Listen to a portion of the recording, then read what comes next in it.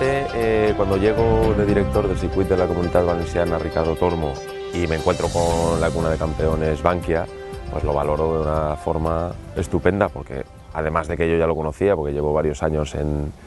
este sector, mis 2 últimos años antes de incorporarme aquí de director estuve en el circuito de Monteblanco y estuve hablando con la Junta peleando un proyecto como este, y el proyecto de referencia en toda España es sin duda la cuna de campeones Bankia.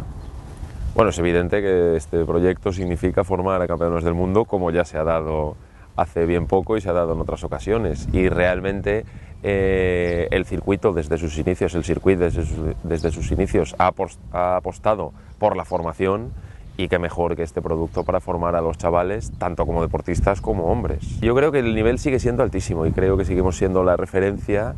y me consta que de alguno de esos chavales que viene pegando fuerte saldrá un gran campeón en el futuro. Pues los veo bien, veo que es gente ya, algunos de ellos muy curtidos en el Mundial.